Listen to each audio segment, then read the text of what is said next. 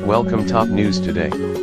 Prominent conservative Charlie Sykes on Thursday ripped the Republican Party for making a Faustian bargain by electing Donald Trump, telling Msnbc's John Heilemann the GOP has created an almost insoluble problem by endorsing the president.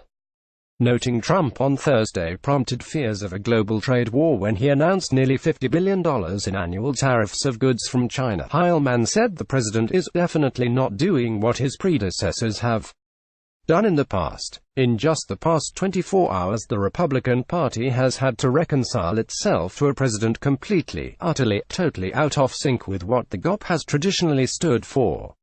Heilemann explained, "It's kind of a stark thing how much Donald Trump has departed from Republican orthodoxy just in the last 24 to 48 hours."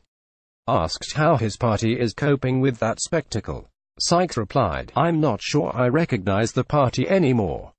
This will really test their capacity to swallow all of this and to go along with all of these departures." Sykes continued, adding Trump's actions are dramatic moves that threaten to eclipse almost every message that conservatives have had for the last 20 years. "They're not even pretending to care about the deficit," he explained. "They're undermining the agenda of economic growth that they put through with the tax cuts, and the appeasement of Vladimir Putin is exactly the kind of thing that Republicans used to mock Barack Obama for. So, yeah, we're going to find out how much in this cult of personality with the very flexible ideology of Republicans, how much are they willing to go along." Heilemann later asked about the Faustian bargain the GOP made by electing Trump, noting while the president is a liar, a nincompoop, he's emotionally distributed, he's not fit to be president, the party decided, we're going to use him as a vehicle to advance our policy agenda. The policy agenda that he's pursuing is utterly at odds with theirs. Heilemann said, "What's the rationale now if you're a Republican? You're going along with all the stuff you didn't like before because why?"